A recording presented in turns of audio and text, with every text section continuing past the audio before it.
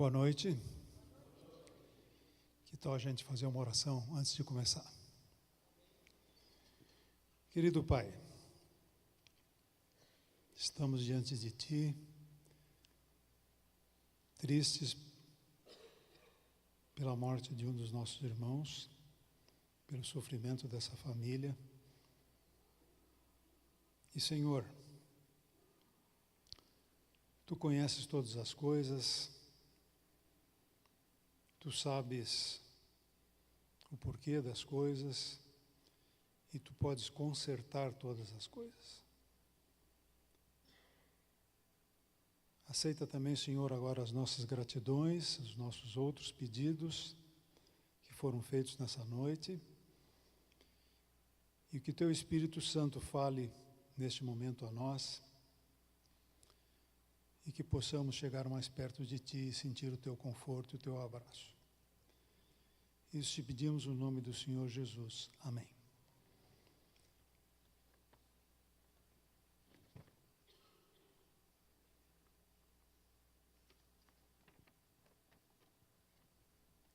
Quantos membros tem a Igreja Central de Curitiba?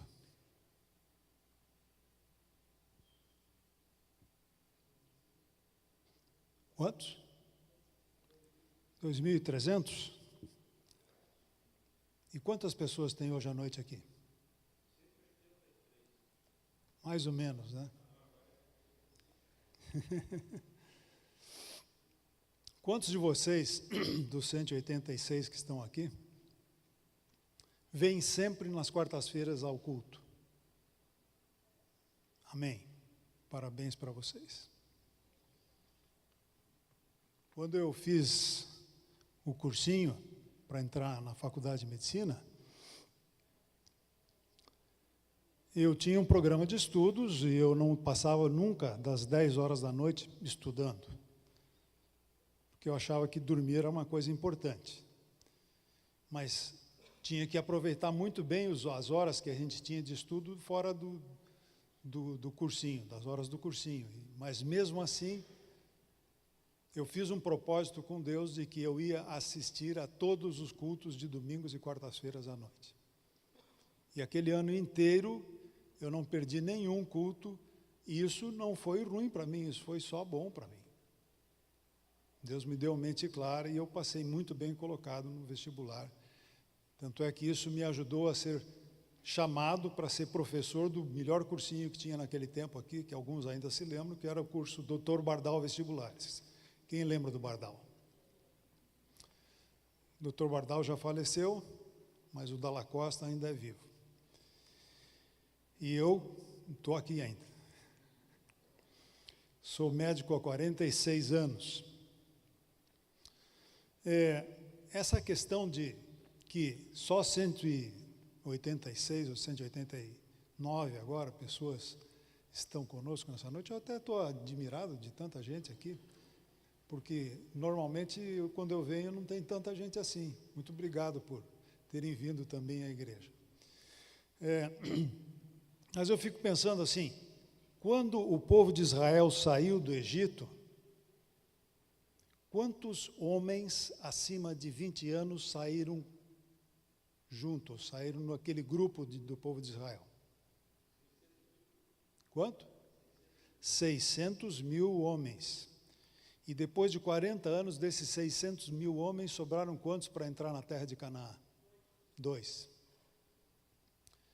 Então, a primeira lição que a gente tem que aprender é que a verdade não está nas multidões. Não importa se tem muita gente, importa o que você está fazendo, importa que você está aqui, só isso que importa, que você está entregando o seu coração a Deus. Você não pode se salvar alguma pessoa, que seja esposa, filho, marido, você pode ajudar em alguma coisa, mas você não salva. Você só pode tratar da tua própria salvação. Quando Gideão foi chamado para ser o comandante das forças de Israel contra os midianitas, ele conseguiu reunir uma igreja de de 30 mil membros. Desses foram escolhidos quantos? 300. Um pouquinho mais do que o que nós temos aqui hoje à noite. Um pouquinho mais.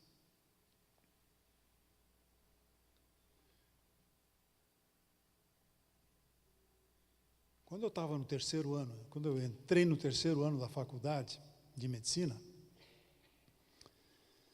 eu comecei a me preocupar, porque dali para frente eu ia ter as cadeiras médicas, as cadeiras clínicas, as cadeiras que iam ensinar a gente a ser médico. Até então eu tinha estudado anatomia, fisiologia, bioquímica, biofísica, coisas importantes, mas não tratavam de doenças, nem de doentes. E quando eu cheguei no terceiro ano, eu vi que a gente ia começar a ser interessante dali para frente.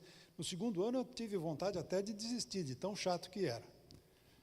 Mas, felizmente, eu continuei estudando, me dedicando, e quando eu comecei o terceiro ano, eu vi que realmente ali começou a ser interessante, ser realmente medicina. E uma coisa que me passou pela ideia é assim: daqui para frente, esses excelentes professores que eu tenho vão me ensinar a ser médico. Mas antes que eles me ensinem a ser médico, eu gostaria que Deus me ensinasse tudo o que Ele quer me ensinar. Queria aprender de Deus primeiro, antes de que os colegas, os outros médicos me ensinassem medicina. E como é que eu podia aprender o que Deus queria me ensinar? O que vocês acham? Lendo a Bíblia e o Espírito de Profecia. Então eu comecei a ler Ciência do Bom Viver. Eu estou lendo agora, nestes dias, o Ciência do Bom Viver, acho que pela quinta ou sexta vez. Mas depois de ler o Ciência do Bom Viver, eu li Medicina e Salvação, eu li, que mais que eu li? Li todos os livros de saúde da senhora White, mas teve um que eu não li. Achava que era muito duro, que não dava para ler aquele livro, que era muito pesado. Por que eu achava isso? Porque aqui na Igreja Central, que já era nesse lugar aqui, só que era bem menor, teve uma semana de oração, que eu não sei se era de oração ou de saúde, em que as pessoas falavam e traziam trechos ou parágrafos de um livro chamado Conselhos sobre o Regime Alimentar. E eu não concordava com aquilo. Eu dizia assim, mas não é possível. Esses caras estão loucos. Não deve ser assim. E eu fiquei com tanto medo daquele livro que eu não li aquele livro por uns 20 anos. Um dia eu fui a Mafra, aqui em Santa Catarina, visitar um colega meu. Eu já trabalhava lá em Campo Grande, já era médico missionário há muito tempo, e eu fui encontrar um colega meu, o doutor Alfredo Marquardt. E eu fui fazer um convite para o Alfredo Marquardt e voltar a trabalhar conosco em Campo Grande, no Hospital do Pênfico.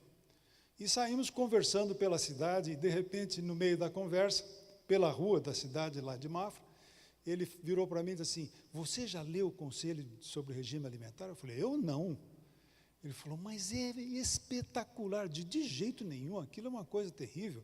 Não, é muito bom, e me convenceu a ler. E eu fui para casa e comecei a ler, e não encontrei nenhum daqueles trechos terríveis que eles tinham lido aqui naquela semana de oração. O livro é excelente, e eu fiquei arrependido de ter passado tanto tempo sem ler aquele livro. Hoje em dia é meu livro de cabeceira. Quando eu quero saber alguma coisa, eu procuro naquele livro, é muito bom. Muito bom. Sabem, até hoje, eu entendo que Deus me ensinou a ser um médico diferente. Valeu a pena ter seguido por esse caminho. O trabalho que eu faço com o meu paciente não é apenas de dizer assim, você vai para casa e vai tomar esse remédio. No mínimo, eu termino a consulta e digo assim, que Deus te abençoe. Hoje à tarde eu atendi uma senhora que veio ao meu consultório fazer um check-up e eu pedi para ela um ultrassom, isso já faz algumas semanas. Ultrassom eu peço para todo mundo, porque é uma coisa importante.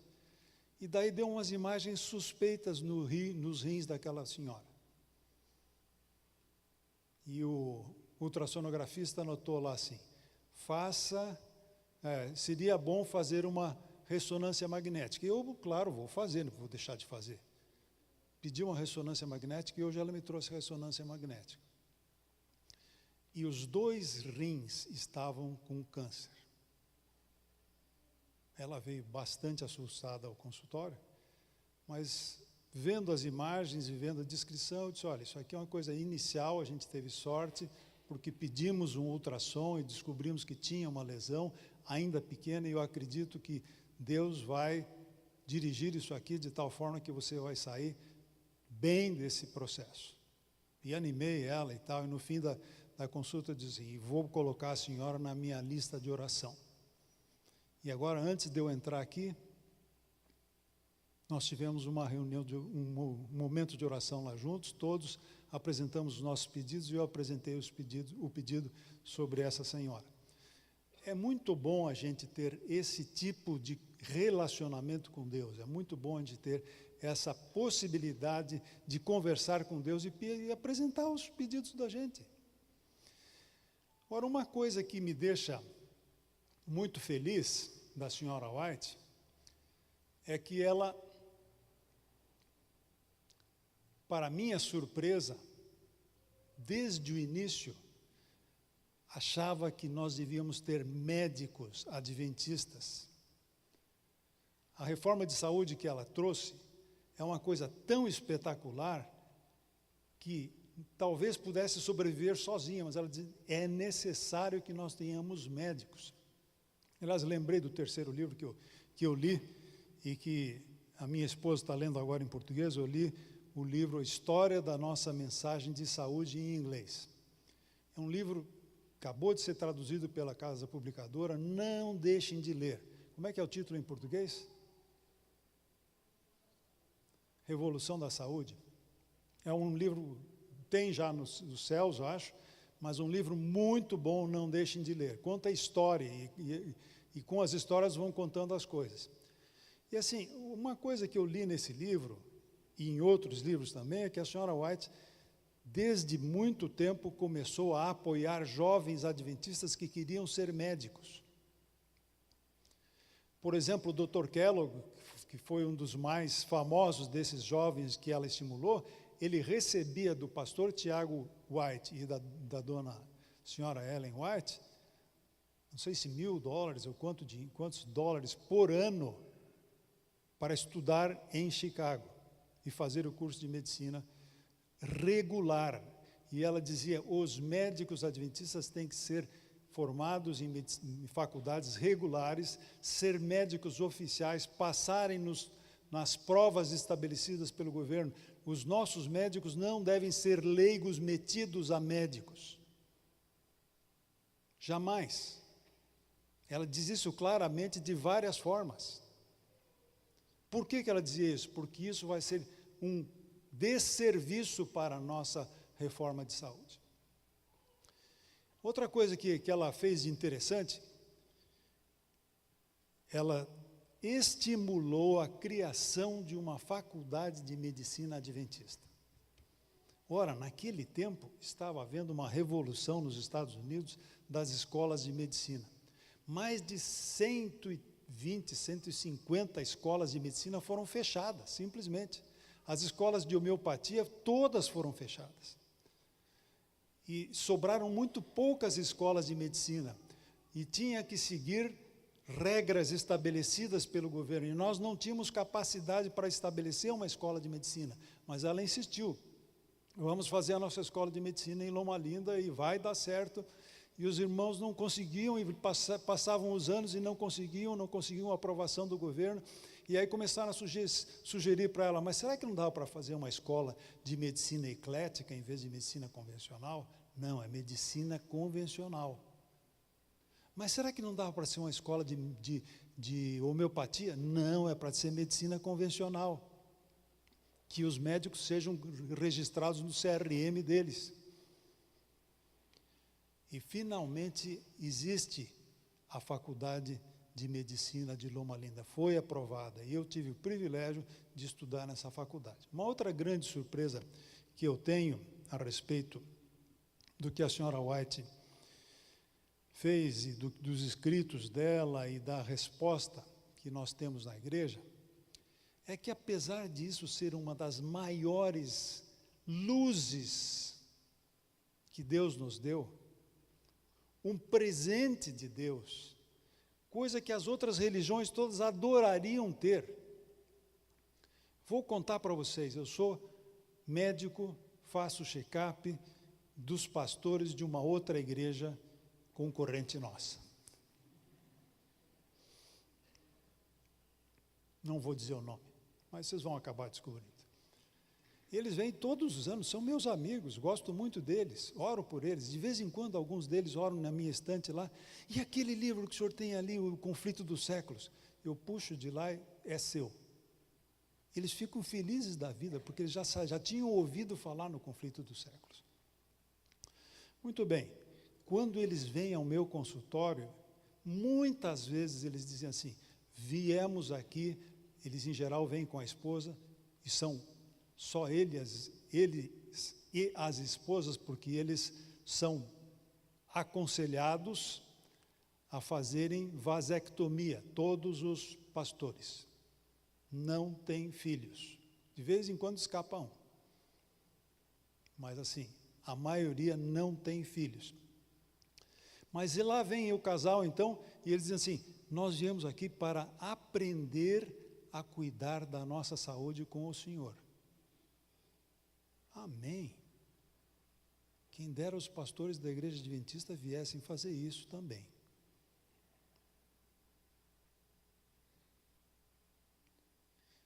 Mas uma coisa que eu noto na igreja é que, apesar de ser toda essa luz, toda essa verdade maravilhosa que nós temos, aconteceram 3 coisas, no meu ponto de vista, com a reforma de saúde. Primeiro, que muita gente não se interessa por isso. Não quer saber disso. Não pensa em modificar os seus hábitos de vida. Isso não me interessa, isso não quero nem ler, não quero nem saber, não quero nem ouvir falar nisso. E isso é uma grande parte da igreja, mas uma imensa parte da igreja. E vai do bispo ao mais humilde servo de Deus na igreja. Todos. O segundo grupo que eu vejo com relação à reforma de saúde são os irmãos que acham que conseguiram descobrir uma reforma de saúde melhor que a da senhora White. E aí começam a exigir que os irmãos da igreja sigam a reforma de saúde deles. E muitas vezes são reformas de saúde que proíbem quase tudo. Se vocês leem a senhora White, ela diz assim, tem 3 coisas que são pecado na alimentação. Café e chá, álcool e fumo. Carne não é pecado, leite não é pecado, queijo não é pecado, soja não é pecado, milho não é pecado. Estou exagerando, mas assim, de coisas que ela diz assim, é pecado café, chá, e chá, quando ela fala em chá, é chá com chá preto, chá verde, chá da Índia, chá vermelho, chá mate, chá que tem cafeína. Estou sendo exagerado? Não, eu não estou sendo exagerado, estou trazendo o que ela diz.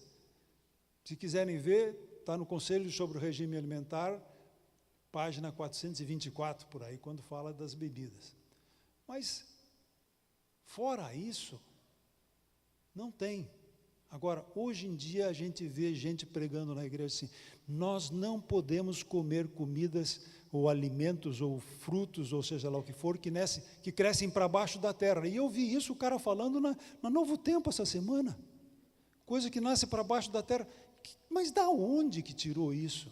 A senhora White fala que frutas, verduras, cereais, nozes, castanhas e algumas raízes, ou as raízes. Eu sei que não, eu sei que não. Por que que ele está dando aula para nós, então? Sim, pois é, não é culpa dele, é culpa nossa. Certo? Já vi também gente chegar na igreja e proibir comer azeite de oliva, já vi gente chegar na igreja e proibir comer trigo, e querer proibir de comer soja, e querer proibir de comer milho, porque é transgênico. Minha gente, a reforma de saúde é para nós. Aquilo que ela escreveu não foi para o tempo dela, foi para o nosso tempo. No tempo dela se morria de tuberculose e malária. Hoje em dia nós morremos da comida que nós comemos. Portanto, o que ela escreveu foi para nós, não foi para o tempo dela. Ah, o que ela escreveu não vale mais. Não vale, é para hoje. Eu não posso ficar falando sobre tudo que ela escreveu, mas vocês têm os livros. Pesquisem por vocês. Vão saber o que é a verdade. Cheguem a uma conclusão. E tem um terceiro grupo que diz assim, não, a verdade em saúde é quando a gente usa acupuntura, quando a gente usa iridologia, quando a gente usa homeopatia, quando a gente usa essas medicinas alternativas. Isso não faz parte da nossa reforma de saúde. Pode até ter suas vantagens, pode até ter suas virtudes, mas não é a nossa mensagem. E na maioria das vezes isso está envolvido com energias. Esses dias, eu estava falando sobre isso, e uma moça que fez faculdade de farmácia, disse assim, isso que o senhor está falando é verdade. Porque na minha aula de homeopatia na faculdade de farmácia, a professora explicou que eles tinham que agitar cada preparação de remédio umas 200 vezes para aquilo se tornar energizado. Só que não podia ser com o braço mecânico, tinha que ser com o braço da pessoa, porque a pessoa passa a sua energia para aquele negócio.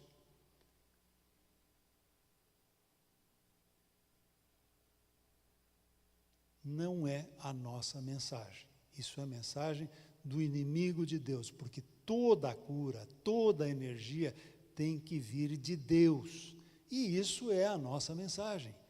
Quem cura é Deus, não é a minha energia, não é a energia que vem dos astros, não é nada disso.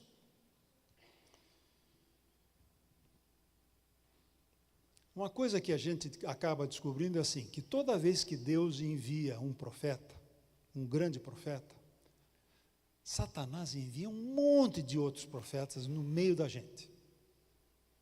Por exemplo, quando ele enviou Moisés, um grande profeta, Satanás enviou todos os magos de Faraó, que faziam os mesmos milagres que Moisés fazia no início. Para quê? Para que o Faraó não se convertesse. Para que eu, se estivesse lá, também não me convertesse. Quando Elias veio, o segundo maior profeta do Velho Testamento, depois de Moisés, chegou um tempo em que Elias teve que enfrentar 850 profetas dentro da igreja, que era o povo de Israel. Só que eles eram profetas de Baal e de Astarote, dentro da igreja, dentro do povo de Israel. E Elias falou para o povo assim, mas até quando vocês vão ficar se balançando entre uma ideia e outra? Vocês querem adorar Baal? Adorem Baal. E não adorem a Deus. Vocês querem adorar a Deus? Adorem a Deus, mas não adorem Baal. No fim da história, vocês conhecem, Elias venceu, Deus venceu, e os profetas de Baal foram eliminados, na frente do rei Acabe. O Acabe saiu dali, foi jantar, depois de jantar, foi para casa, começou a chover muito forte e Elias foi correndo na frente da carruagem. Chegou na cidade de Samaria, Acabe foi para o palácio e Elias foi dormir ao relento, onde ele encontrasse algum abrigo da chuva. Acabe chegou em casa e contou tudo para a mulherzinha dele, a Jezabelzinha, pessoa delicada.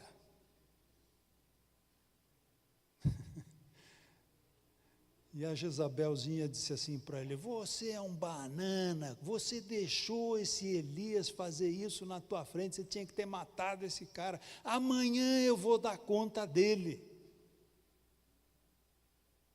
E mandou um mensageiro avisar Elias. E o que Elias fez? Elias foi embora. E a Bíblia diz que ele disse assim: fui embora pela minha vida. Tive que fugir pela minha vida. Mas assim, o que mais incomodava Elias não era isso. O que mais incomodava Elias é que ele tinha feito tudo o que ele tinha feito. E no fim, tinha sobrado só ele. Todo o povo tinha apostatado. Para ele não tinha sobrado mais ninguém. E isto era o que ele disse assim: Senhor, já chega. Eu não sou melhor do que os meus pais, eu não sou melhor do que ninguém. Pode levar a minha vida porque deu para mim. Não aguento mais isso. Tudo o que eu fiz não deu em nada, Senhor. Ele andou com o servo dele até Berseba, que é longe, uns quase 200 quilômetros de onde ele estava, fugindo, correndo. Lá, ele deixou o servo dele e foi a pé na direção do deserto do Neguebe. Fazia o que no deserto do Neguebe? E quando ele chegou lá no deserto, ele ficou embaixo de um zimbro. Zimbro é uma árvore que quase não tem folhas. No meio do deserto, faz uma sombra maravilhosa, sem folhas. Coisa de deprimido, não é, doutora? E ele virou para Deus assim: eu quero morrer. Por favor, acabe com a minha vida. Deitou e dormiu. Dormiu até que o anjo veio: ô, Elias, acorda aí. E tinha um pão assado em cima da brasa. Que legal, até eu tenho vontade de comer esse pão. Deve ter sido uma delícia. Pão feito por anjo, assado em cima da brasa. Ele comeu, bebeu toda a água, dormiu de novo. Dali a pouco o anjo fez mais pão para ele, mais água.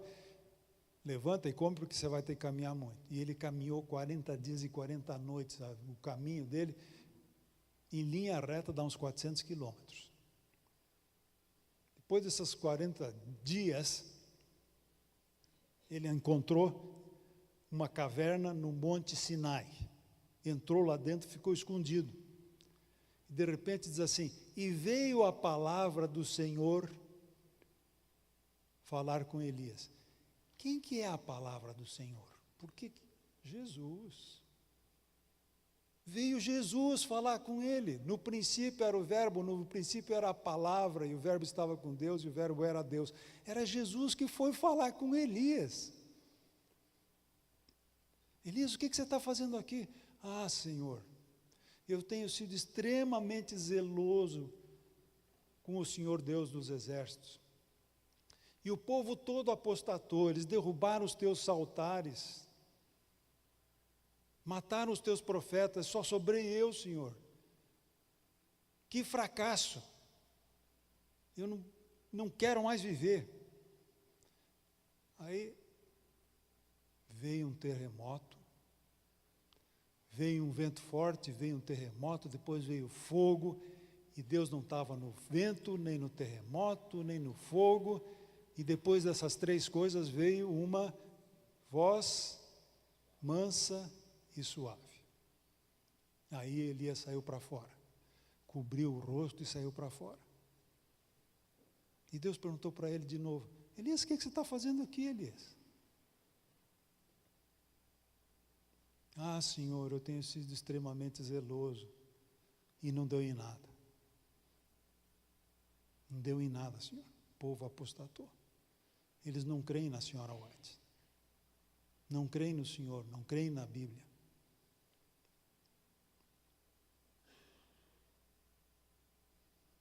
Deus disse assim: Elias, não é verdade, Elias. Tem 7 mil que ainda não dobraram seus joelhos a Baal. Tem 7 mil pessoas fiéis nesse povo, no meio desse povo. E eu vou arranjar um companheiro para te ajudar a fazer daqui para frente o teu trabalho. E Elias saiu dali para construir as primeiras escolas de profetas. Começou a educar os jovens, a trabalhar com os jovens. E isso durou algumas décadas, alguns séculos até. Esse trabalho fantástico que Elias fez. Continuou com Eliseu, continuou com outros profetas. Deus não abandona os seus servos. Deus fica ao lado deles para trazer pão assado na brasa e água quando eles estão na pior das circunstâncias. Não importa se você ficou sozinho, não importa se é só você que vem no culto da quarta-feira à noite. Venha você, cuide da sua salvação. Deus espera de cada um que faça o seu melhor. Que Deus abençoe a todos. Que essa noite seja uma noite de reconsagração para Deus. Amém.